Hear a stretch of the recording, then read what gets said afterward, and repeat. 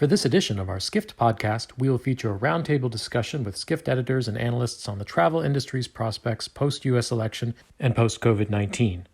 To join us and learn more about future Skift events, visit forum.skift.com to sign up and stay in the know about future forums, summits, and special events. Okay. All right, folks. My name is Rafat Ali. I'm the CEO and founder of Skift. I'm sure we've encountered many of you in previous live broadcasts. We thought after the news, particularly this weekend, with the election results being clear, despite whatever anybody else wants to say, and the Monday morning news, particularly resonant in the travel industry, which is the news about the vaccine becoming the potential first vaccine candidate having much higher effectiveness than experts initially had assumed. 90% the Pfizer Biogen vaccine that potentially will be in the market, at least in the US, in the second half of 2021, which obviously from a travel industry's perspective is huge. This is what a lot of us and a lot of the industry is banking on, the vaccine and the recovery that will hopefully happen from there. We wanted to gather our team that day in, day out talks to people in the travel industry, are experts at what they do, the Skift editorial and the research team that you see on here. I'm just going to go clockwise from my screen. Cam, who covers hospitality for us. Lily, who's into her week 2 of working with Skift, we're already putting her to work, covers global tourism for us. And Seth Borko, who is our senior research analyst, covers, among many other things, economy and what that means for travel industry, online travel, Airbnb particularly, quite interesting, quite heavily these days for obvious reasons, and also airlines on and off as well. So those are some of the things that we will discuss. For many of you who follow Skift closely, I'm the one who comments on pretty much everything else, but I'm standing on the shoulders of all the work that our team does. So the past 10 months for the travel industry, as well as the Skift team, obviously has been interesting and challenging, to say the least. And a lot of the incredible work that our team has been doing in the last 10 months, despite all the difficult circumstances, is just a wonder to see from somebody who leads the team. It's just incredible to see. So we're going to get into the discussion, but I want to mention that one of the things that we've changed over the last few months is we've launched Skift Pro, which is our daily news membership. If you go to skift.com/membership, for as little as 82 cents a day, you are able to read Skift, $1 per day if you do an annual, and less than that if you do not biannual. It's less than a cup of coffee. It really is actually not in not the corner street here in New York, but less than a cup of Starbucks coffee, yes. For sure. And then Skift Research, which is a little more expensive than that, but that's because of the work that they do and the incredible work that they do. So go to research.skift.com for that as well. I know many of you are subscribers to that. Okay, preamble done. Seth, I'll come to you first. This week has been an incredibly hopeful time for the travel industry. I would say the first time in a long time, obviously, all this year. Is the optimism, and so that's happening. The news is also that this is a very dark winter to come, because all the second wave, particularly in US and Europe and other parts of the world as well, second or third wave coming with a lot of ferocity. Is what is driving the optimism? Is the optimism warranted or misplaced? Yeah, I mean, that's a great place to start. I think there's definitely reason for some optimism. I think it all starts with kind of like the economy. Another political slogan is the economy. It's stupid, right? And travel is such a large part of that, and they're just totally interplay with each other. You can't have travel without consumers that have money and want to spend it, without businesses that have confidence in future investment. You can't have travel without that. And then conversely, travel itself contributes a lot to the economy. And so what have we seen there? Well, I think we should look at travel specifically. So we've developed something called the Skift Recovery Index. We're very proud of it. It's a proprietary index. And it aggregates a lot of really interesting features. We have forward-looking indicators like search activity. We have real data of dollar around bookings, around volumes, airline seat capacity. We're kind of blending it all together. to get a holistic look at how the travel economy is doing. It includes macroeconomic indicators in there as well.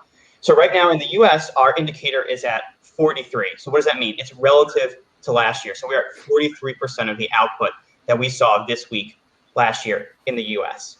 So what does that tell us from a recovery perspective? Well, in April, the recovery index was at 15. So we're doing a lot better than we were in April, for sure. But we're hardly back there yet. And unfortunately, since about September, we've been coasting at kind of this like mid 40 level. So the recovery it was an initial sharp recovery. It's since stalled.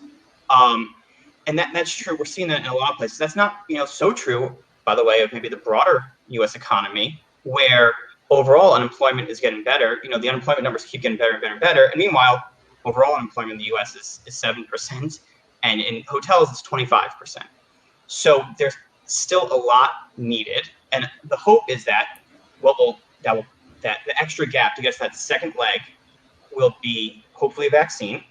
And will be hopefully more stimulus. That was a big political thing that had stalled out. That had been given a lot of the legs and really helping to kickstart that broader economic recovery with stimulus. That came in April, the CARES Act. It stalled and ahead of the presidential election. So there's hope that with a new administration, some new bills can be passed. Even if they're not travel specific, if they help consumers and businesses, that helps travel. And then hopefully, the new administration and new Congress can address the fact that travel needs more help than the broader economy. And so optimism. And in terms of the vaccine, from your perspective, I mean, certainly none of us are experts at the science of it, but the 90% number is significant, which, from what we understand, at least by reading, means that it is 90% effectiveness in the people of preventing potential COVID, and that this is only one of the vaccines, and others, obviously, there are many others that are competing with it. And so in US, the hope is that it will start getting distributed second half of next year. I'm guessing it will start with, they've said that it's going to start with the first responders, the medical personnel, people that are going to offices. So I'm sure there's a lot of activity on the large companies that are trying to get a hold on this for the employees. And then it will come to the general public. So we're looking potentially really mass distribution in late 21, early 22 and beyond, correct? Yeah, that's my understanding. I mean, these things are very tricky, and even though we saw really encouraging data, there's always more data readouts to come, other trials to come. So I'm definitely a glass half full kind of guy. I'm an optimist, but there's no guarantees. Yeah. I guess we understand where we are, where the hope is that we're on track for. And let's go back a little bit to Skift research, the work that you have also done, which is the Skift Health Score in terms of the health of the companies, and we are tracking the top 100 public companies. Is that correct? Yeah, we have 100 public companies in travel, and we're every quarter updating it with looking at their financial data, stock market data, fundamental data to see which companies do we think are in the best position in terms of literally the healthiest, strongest companies versus the weakest. And we have a top 10 list that we update. We find it's unsurprisingly some of the larger brands and franchises. We consistently put the OTAs, Book and Holdings, at the top spot. And they're in the top spot because they have the cash reserves and historically have higher profit margins. Yeah, it's both that they're a big company. They raise a lot of cash, so they're very well equipped to handle this downturn in their cash burn rates. It's also because they have pretty much all of their expenses are variable. It's pretty much all salaries and marketing. And so when there's no demand, they can just cut their marketing expense and they're, kind of preserve sort of asset light model. It's the asset light model on steroids. Whereas, an airline or even a hotel operator, still a hotel owner still has real assets with fixed costs. They need to pay the rent and the electricity or the gas bills for every flight or hotel or whatever, right? So it's just a lot easier for them to survive in this environment. So speaking of the hotel industry, Cam, we'll come to you next. So hospitality, you've been covering you joined Skift a month before, I think, or maybe even a week before our office shut down in March, and have been obviously throwing the fire from that perspective, covering the hospitality industry, which in many ways is better off than some other sectors in travel. You could argue there's some demand, particularly local, that is blowing up a lot of things, innovations that are staycations and et cetera, that you've covered quite a bit. You've also been covering quite heavily the owner-investor perspective, which historically we hadn't covered as much, but because of your background and also because of our increasing interest in that part of the world. So in terms of hospitality, the 40% number that Skift Recovery Index is sort of at, is that what you're seeing, or obviously variable across different companies, and US is different than other countries? So what's your sense? Yeah, it's funny. When I hear that number, it is pretty spot on to where occupancy is right now in the US hotel industry. I mean, it just eclipsed over 50% at Labor Day. That's kind of been viewed as sort of the high watermark for the industry. I think going forward, it's been back now around like 47, 48. It kind of like fluctuates there, but it's pretty much plateaued. And I think there's been general momentum of like, that's going to be where it is until we can get back corporate travel, events, the bigger stuff that kind of keeps your 800 room plus Marriott's or Omnis in business. What's interesting is the hotel industry has been a little shy to address what's happening right now with rising case counts in the US. We're just coming off third quarter earnings, and Hyatt CEO is really the only one I heard who was blatantly like, this is going to be a problem for us through the end of the year. And we need to really just expect, even though none of them are issuing forward guidance right now because of just all the uncertainty, he's the one who said like the fourth quarter is going to be pretty brutal. And so I think we're going to see a little bit of retrenchment in how the recovery has gone so far. And I know you speak to a lot of owners and investors as well. A lot of these Marriotts and others have done very heavy cuts in their corporate staff. Their corporate staff is a fraction really of what it used to be. So the sentiment from an investor / owner perspective, as you're speaking to these, what do you think? I mean, it looks like many of them are they evaluating these relationships more closely than they have in the past? Definitely. I mean, like right now you have sort of this sparring of, is bigger really better? And if you talk to the Marriotts and Hiltons of the world, they say yes. What else are they going to say? And that they expect to see growth through this because they're going to convince your independent hotel owner that taking a Marriott flag and putting it on your mom and pop inn is the best way forward to build a customer base and market share coming out of this. But that hasn't materialized yet. It's actually what you've seen is the story we've been covering kind of the most is this Boston real estate firm has actually deflagged or plans to deflag about 200 hotels affiliated with Marriott and IHG, saying that they perform better with a smaller brand called Sonesta. And I keep seeing a lot of murmurs of independent hotel companies trying to link up where they don't actually merge because no one has the money to do that right now. And that, it's enough to satisfy lenders if they have to go through special servicing or something like that to show like, here's our business model forward. But without having to throw some of the revenue that they earn to one of these bigger brands. So that's a long way of saying there's a lot of holes in this theory that big brand affiliation is going to be the trump card coming out of this. And the brands that we follow closely, Marriott and all the big ones, there was a sense that, or at least was some sense that they would shed some of the sub brands that they have. Hasn't officially, I suppose, happened yet, even if they're putting some of the brands in hibernation. Doing less effort on that, more effort on that.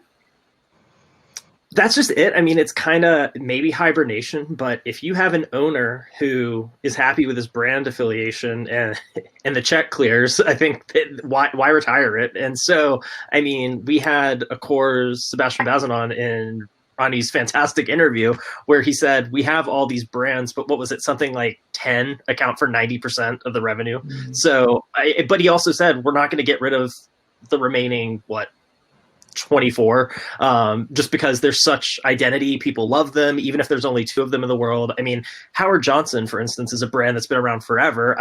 I never would have thought that's going to be some growth. And what do we see? They're adding a bunch of Howard Johnsons in India right now because it's a strong brand. So I think it's just kind of, if they haven't gone away during the Great Recession, if they haven't gone away this year, I don't think brand bloat is ever going to be a problem that goes away.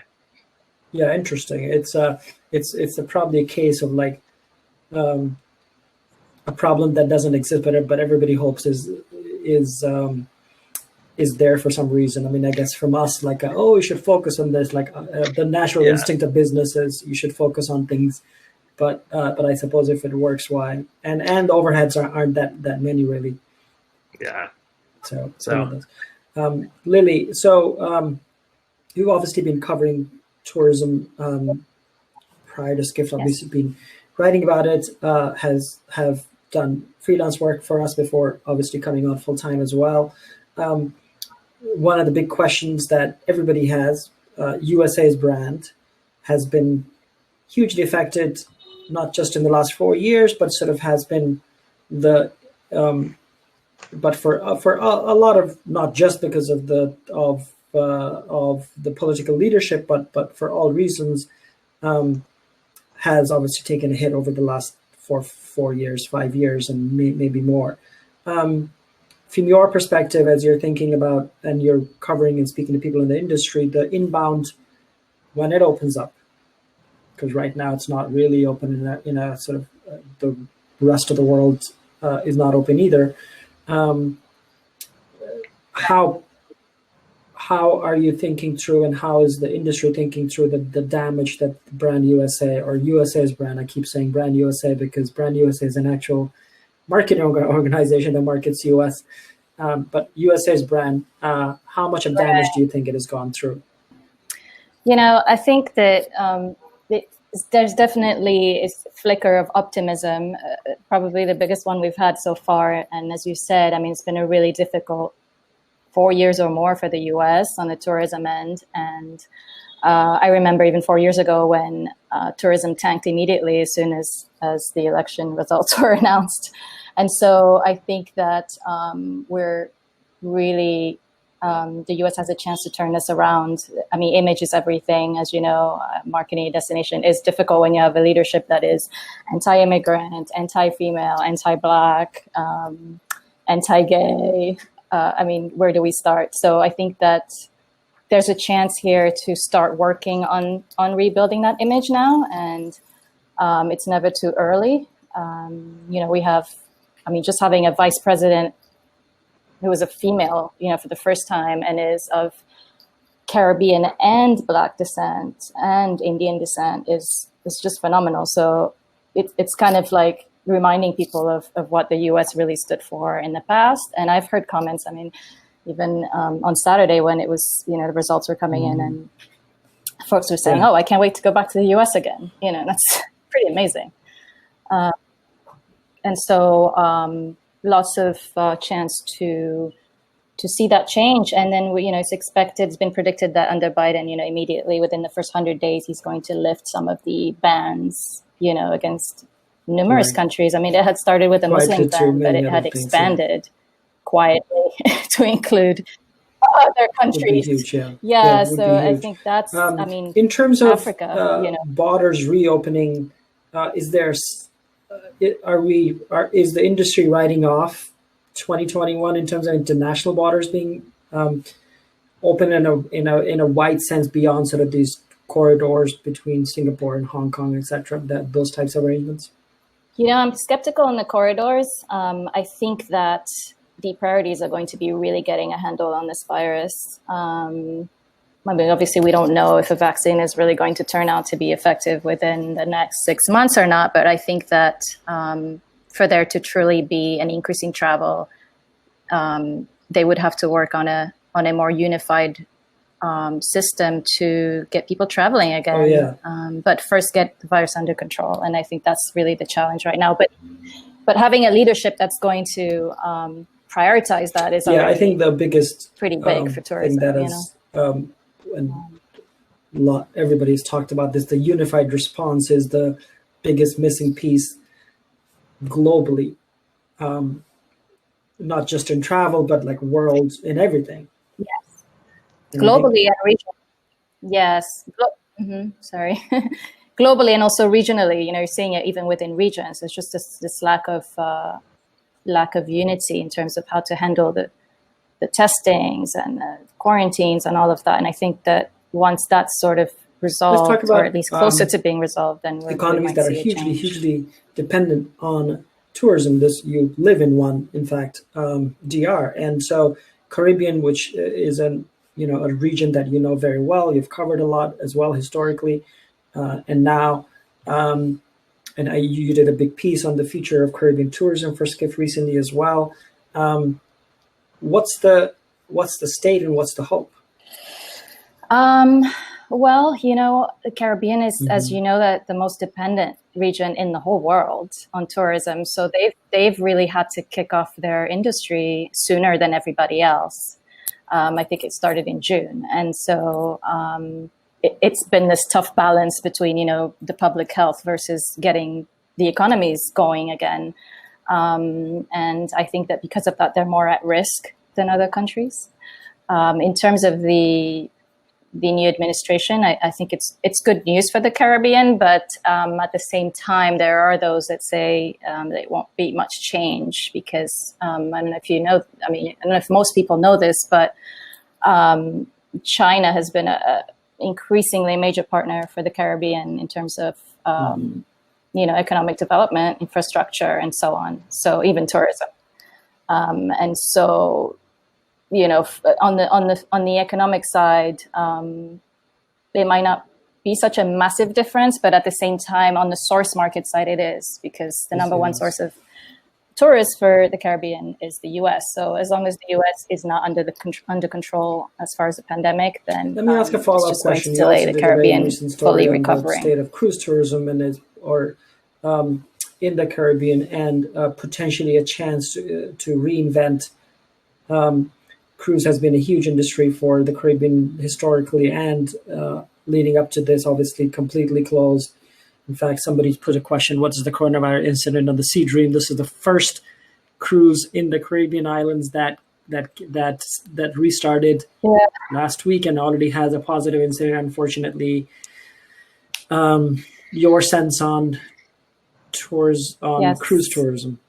Honestly, I don't think it's going to disappear totally. I do think that the smaller ships were a good idea. I just think that the cruise industry needs to slow down, and there's a rush to sort of get back to business. And as we see, it's not going to be.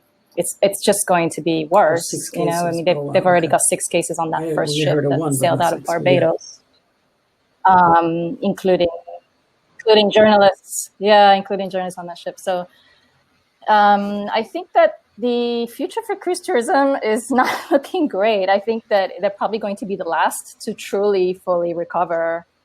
And the more they rush it, the more damaging it is going to be to that industry. So unfortunately, the Caribbean will be forced to boost their overnight tourism and just get really creative. Which long-term is better for them, because I think one of the challenges of Caribbean tourism is to attract new visitors that have a sense of Caribbean, even though that may or may not be reality. They need to reinvent their brands in so many ways. One other sector that's hit as almost as bad, I'm going to come to you in a second, is the tour operator sector. This is the group tour business that is 100% shut, as similar to cruises. Until recently, there's some domestic demand, and the amazing part about the tour operator industry, this is the multi-day package tours, is that it's all small businesses that roll up into larger businesses, and unfortunately have been hurt the most. Seth, you were making a point. Go ahead. No, sorry. I was just going to kind of segue on Lily's point about cruise and when that comes back. I think it plays into the different potentials of the vaccine, right? I think the vaccine, just an earlier point, is that the vaccine can have a couple of different benefits, right? In terms of it can jumpstart travel before everyone is fully vaccinated. And then once hopefully it's effective and safe and everyone is fully vaccinated, well, then certainly at that point, the cruise industry could recover. But I think there's this interesting thing I've been thinking about, which is this concept of there's some studies done after 9/11 about what it takes to get people traveling again. And one is income, it's the economy. But they also talk about it's your perception of risk and also the society's perception of risk and the public's perception of risk, which is kind of like the call your mom factor. And when you tell your mom you're taking a flight and she gets very upset, there goes that trip, even if you felt personally comfortable. Or we have a travel tracker survey that surveys Americans about their travel habits. And increasingly, visiting friends and family is like the number one type of travel. It's coming up with Thanksgiving, it's coming with December. Maybe I feel personally fine flying, but I don't want to fly and then go see my older parents, right? But if just they have a vaccine and I don't, that trip can still happen, even though we're not fully vaccinated. So on the one hand, with the vaccine, maybe you can start to have more hotels and flight stays, but then there's a certain limit when you hit like really big events where everyone needs to be vaccinated. You're going to be in close, confined spaces. And maybe that's where in the cruise industry, perhaps even the events industry, run up against. Right. And I think I think that affects its image, too. I mean, it's a brand image. It's you don't want to be in that situation where you're splattered over the front page again because Totally. I guess you took a risk. I think like from the hotel side, the news from a vaccine, what that does, I think immediately is you keep hearing how the events business is pretty robust. If you look at the second half of 2021, I think the positive news from Pfizer, maybe that locks in those dates a little bit more than hotel owners had felt they would a week ago or 2 weeks ago. That said, I am a little curious if this news is going to do much over the next 3 months because, I mean, we're hovering around 150,000 new cases a day in the U.S., and I don't think even if there is something down the horizon with more than 90% efficacy, how many people are going to be like, okay, let's keep traveling in full force over the holidays? My thought on that is that unless we're comfortable in our local lives, it's going to be very hard for travel to come back. Like, to your point, Seth, on the research, which is, am I comfortable with my kid going to school first? Like, that's the first barrier or the biggest barrier in my life today and all of our lives. Are our immediate family members safe going to do immediate things? And I think if that is settled, then we go out one concentric circle outside, then another concentric circle outside. That's why local tourism is having a boom in terms of like, I can go in my bubble, in my car, to a place and that sort of the one. From an airline perspective, Seth, since you look very deeply at the airline sector as well, I guess somewhat similar dynamics to hotels, which is there is some amount of demand. The numbers from TSA and US are increasing. They've sort of plateaued potentially at this point. The airlines are very well capitalized. The surprise is that none have gone bankrupt yet. At least the big ones in the US have not gone bankrupt. Maybe not surprising. Well, they got a huge government bailout, effectively, right? Which is why they haven't gone bankrupt yet. Otherwise, they would. The airlines are in a very tricky spot because their demand is normalizing somewhat. I think their biggest challenge right now is convincing people to dip their toes in the water and take the first flight. And we heard, I think it was from Southwest, they told us commercial officer, correct? Yeah, propensity to travel from their chief commercial officer that it's like 50-point increases in propensity to travel once you take your first flight. So repeat travel is a big deal. And the other bit is it's all about how safe people are going to feel. I see a question in the chat about rapid testing at airports, hotels.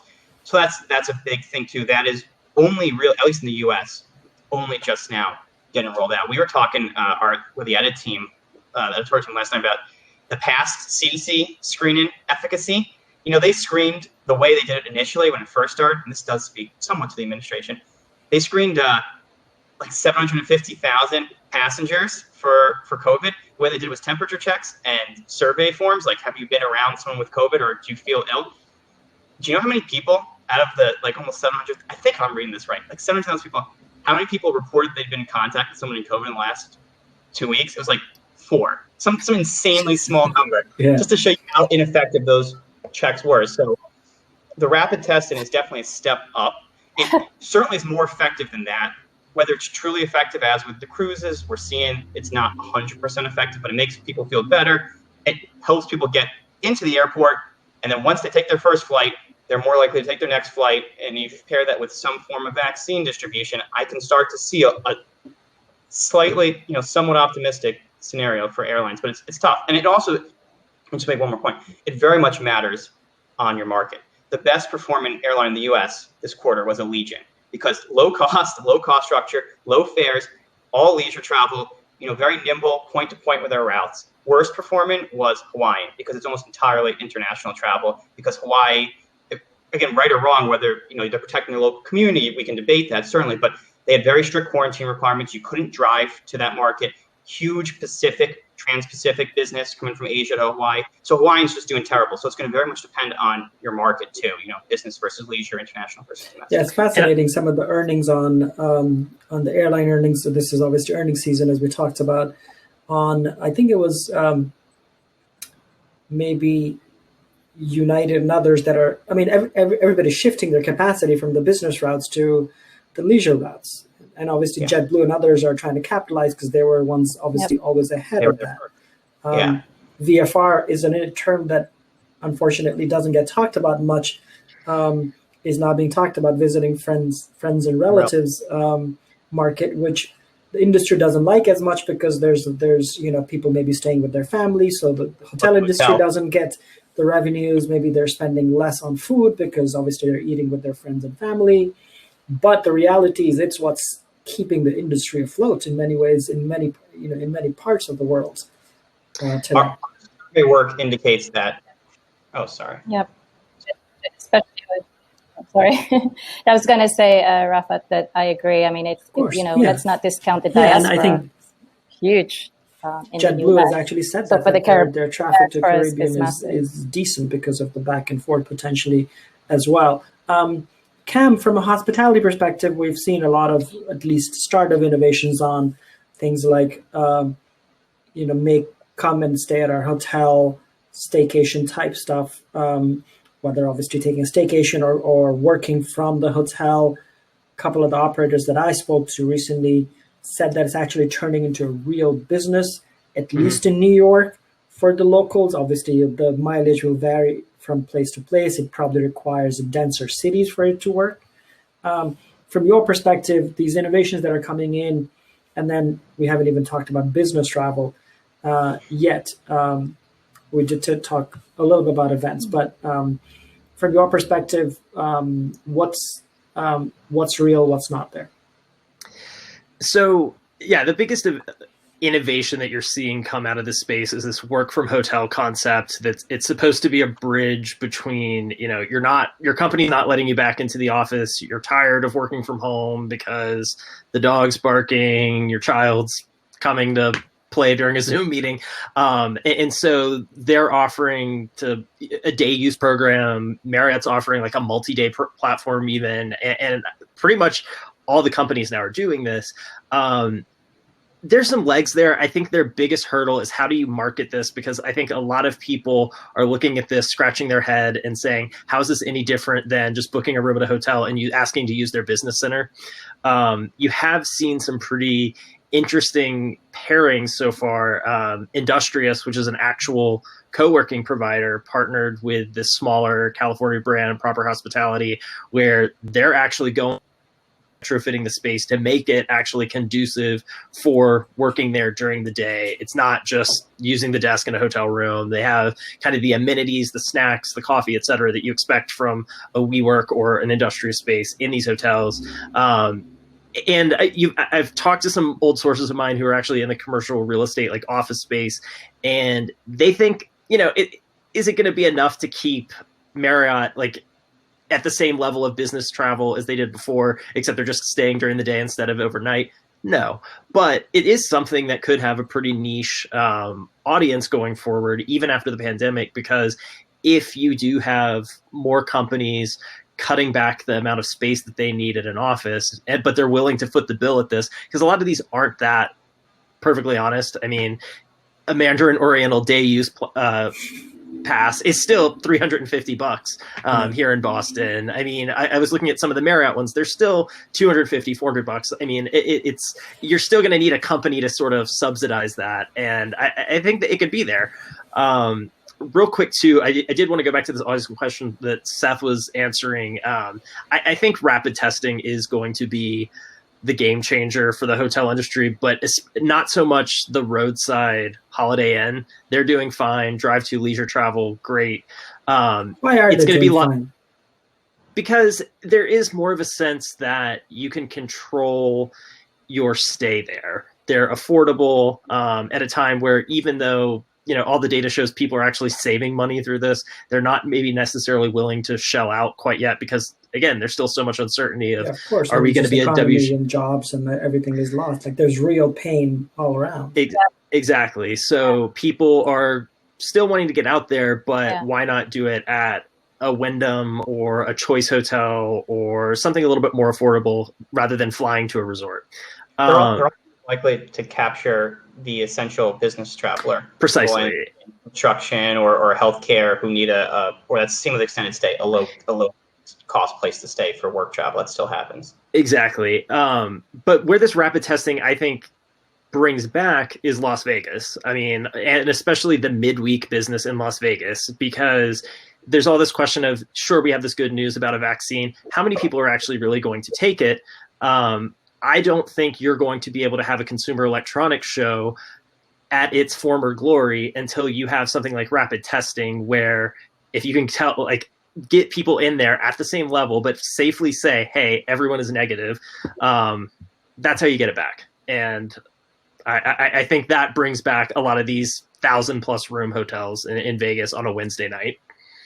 Yeah. And markets.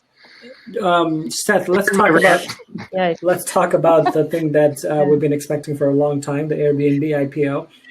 Let's talk about short-term rentals have been going through a boom this year.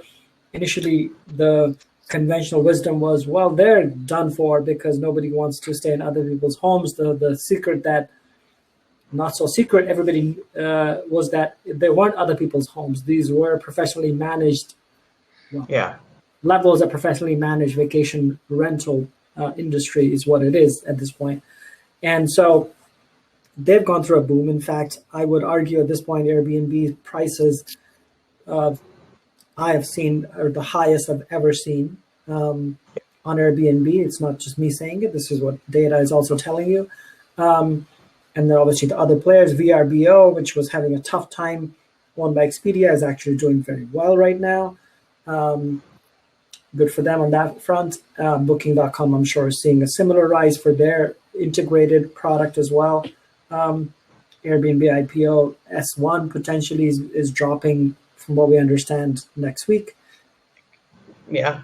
We don't have hopefully next week. That's what we've heard. It's an exciting time for a short-term rental. I mean, it's been a growing space, and it's definitely no longer, it is a sub-industry, but it's really its own industry now with its own niches, which I think is very important to understand when we break this down, because there's been short-term rentals in urban markets, in apartment buildings. There's a whole master lease model of Sonder and Lyric. There's been professionally managed whole homes in vacation destinations. There's been what Airbnb started with, which is the shared bedroom. And each of those sub-markets, of itself a sub-market, are performing very differently. The shared apartment space that Airbnb is known for, to your point, Rafet, people don't want to stay in a stranger's home on their couch right now. But and there's also been a decline in travel to urban cities, partly because that's where initially some of the bigger outbreaks were, and also because a lot of the cultural amenities are closed or were closed, museums and stuff like that.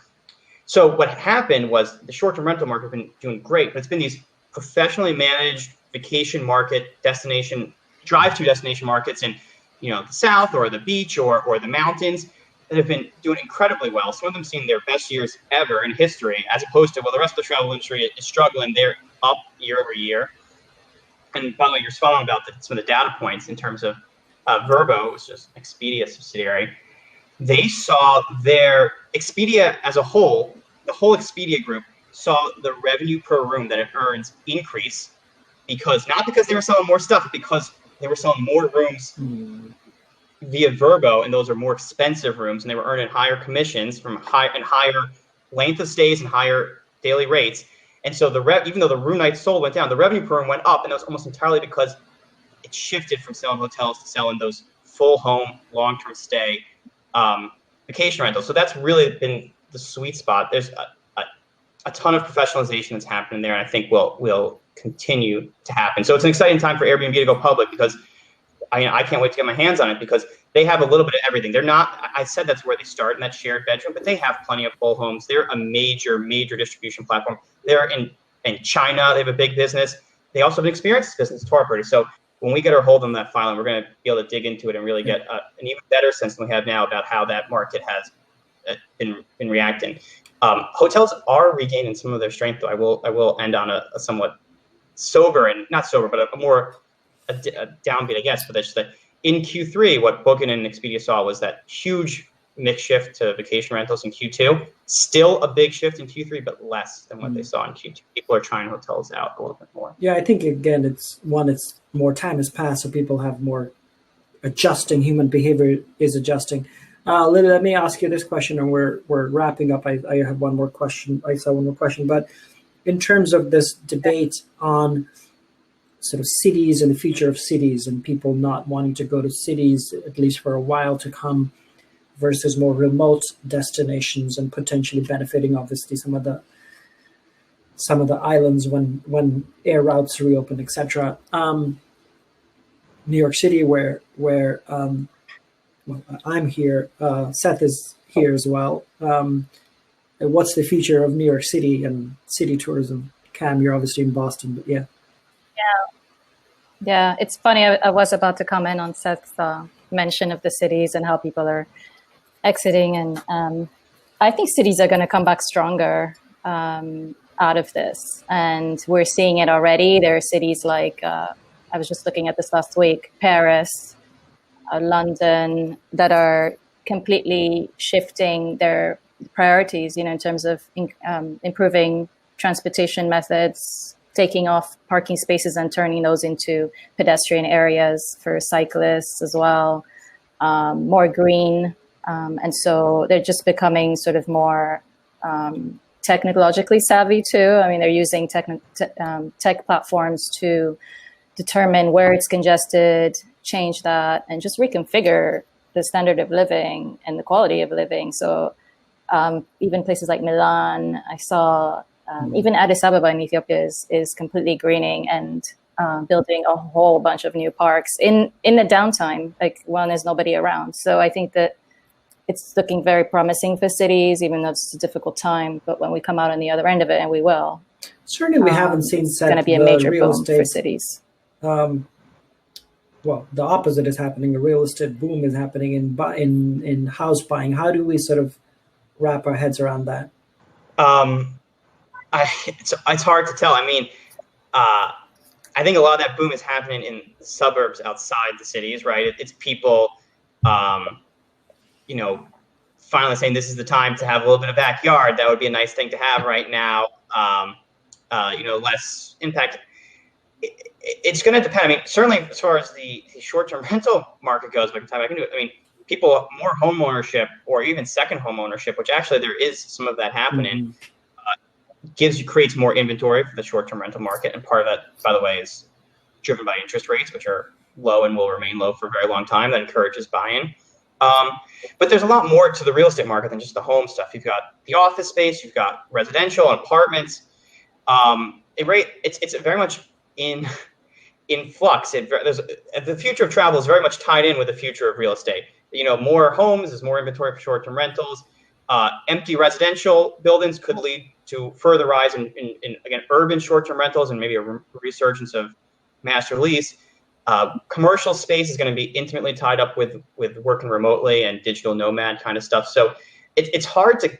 You've asked me a huge question. I don't know if I have a precise, quick answer to end on. Our job is one of the things that I say a lot is our jobs is to ask the hard and the foolish questions, because if we don't ask, who's going to ask?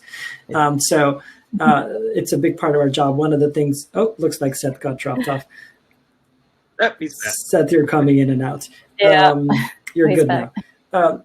You're good now. You're good now. One of the things that people confuse our role is like, oh, we should be less harsh on the travel industry. Well, our job is to be neither. Our job is to be a chronicler of what's happening, and tell your sister to stop calling you. I'm joking. I'm kidding. Our job is to ask the hard questions and tell as it is. Like, we're the realists in many ways, and skeptics, not cynics, skeptics in general. That's our role. So it's a push and pull that we have to explain to a lot of people. It's like, why are we beating an industry while down? Or we're not. We're going to ask the hard questions, because who's going to ask the hard questions? Last question. Let's see. What do you think of the global testing would look like? Who would coordinate this? Oh my God, if we can solve this, we would solve everything in the world. Some countries have guidelines for travel entry, some airports have programs. This is the biggest thing. I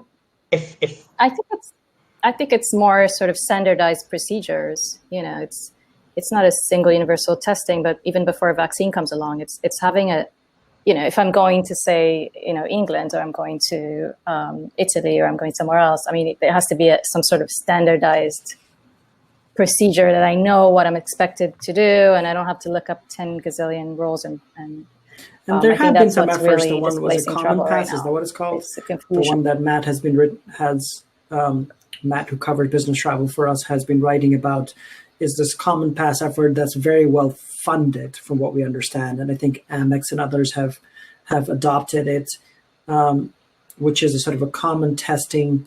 It's a digital passport. It's a word that people have been talking about for all of this year, which is on my phone. I have a thing which says I've been tested, and this was the last time I was tested, and you can scan and go and flight and standardized. I mean, that's to your point, really, on standardization of common standards across this, which unfortunately, like, if our passport authorities around the world somehow got hold of managing this, it feels like it could be done. But to your point, if we haven't been able to manage the disease itself in our localities, traveling, which is a much lower auditing, unfortunately, today, is going to take a long time. Yeah. To your point about being maybe a skeptic but not a cynic, but it'd be ideal. It'd be ideal to have a single global digital passport, but I'm a bit skeptical. Yeah, well, the good news is that optimism is back. So at least at minimum, we're going to take that as a start. And we'll go from there. The 40% number that I've also been saying, if the industry can figure out a way to survive in that 40 to 60% demand/revenue, not demand, revenue, obviously we'll have to cut, unfortunately, the jobs that have been lost. The pain that his industry has gone through is just incredible.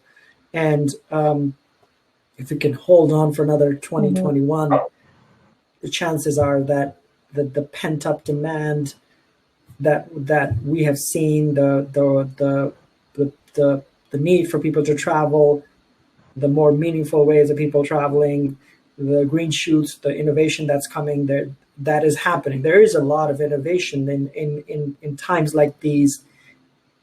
You just have to know where to look, from all parts of the industry, and even players on the edge, which is amazing to see. And so from our perspective, stay tuned to Skift, because this is what we do for a living. which is to latch not only ask the hard questions, but also keep an eye on the innovations that are happening that maybe in the edges and then come to the mainstream, hopefully because of us writing it.